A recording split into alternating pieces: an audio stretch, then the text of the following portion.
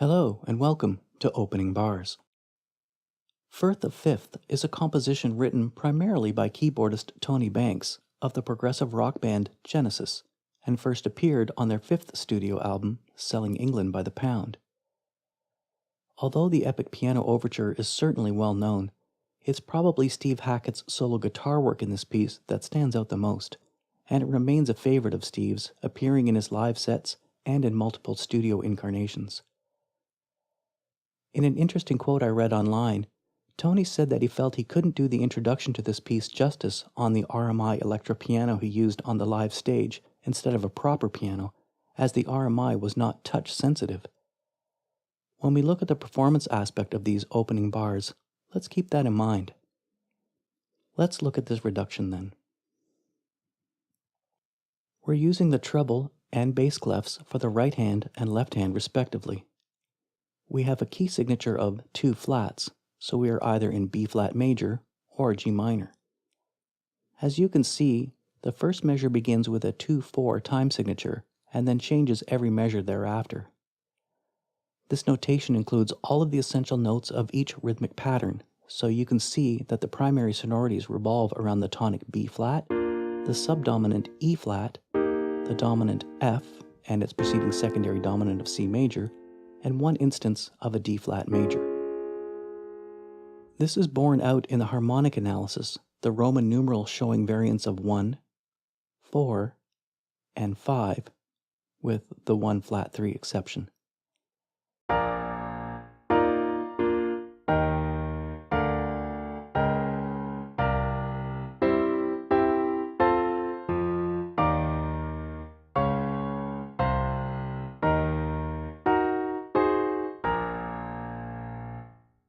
It's not really harmonically complex, but it does have a lot of movement, especially with its chromatic fragment and multiple inversions. Let's expand this out now with all of the notes, and look at the rhythm. Well, it's very easy to see that the right hand is a continuous pattern of 16th notes, which we had reduced on the previous page.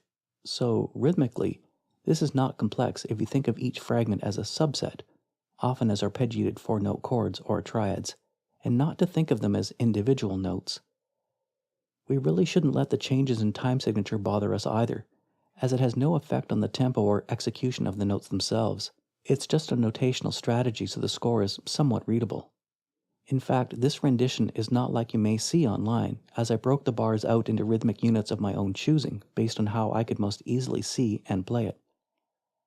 Let's try this now to a click track, and I'll play the actual chords softly in the background as well to frame and outline the aggregation.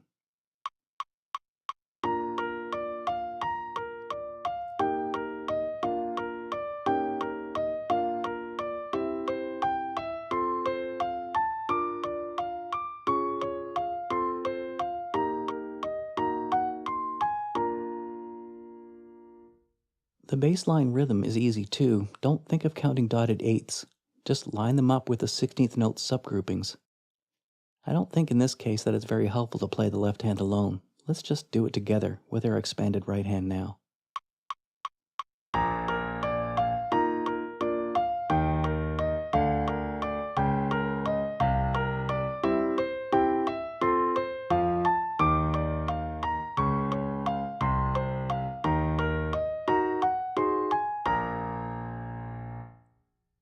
Now that you know and can see all of the notes, one thing you can do is to see how you can execute this at speed with accuracy. My recommendation to you for this passage would be to keep your hands as quiet as possible and keep your fingers in as low a profile on the keys as possible, almost flattening out your hands, so as not to lose contact with the keyboard. You won't be able to read this from the score and play it at the same time. I urge you to simply memorize it.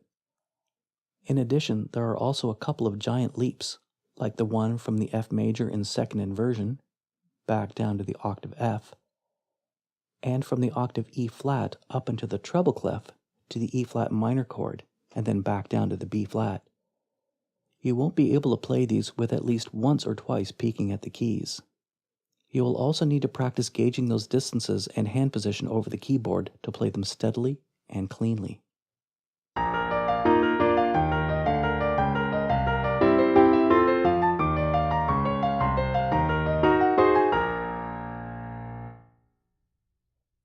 Now that you know all of the notes and the rhythms, one thing you can do is to think of this whole passage as one musical sentence with a few inflections, much like speech.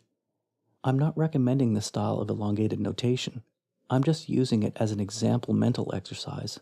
So I've removed all the bar lines, and don't let that 4/8/16 time signature scare you, and placed a small tenuto or a slight hold on the notes that I think are important. And of course, we already know which ones those are from our reduction on page 1. This forms an overarching melody. If your keyboard is touch sensitive, unlike Tony's Rocky Mountain Instruments electro piano, you should be able to bring these notes out.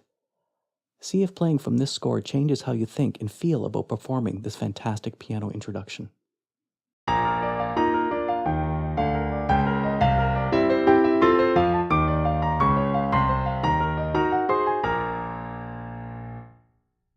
I hope you enjoyed your lesson today.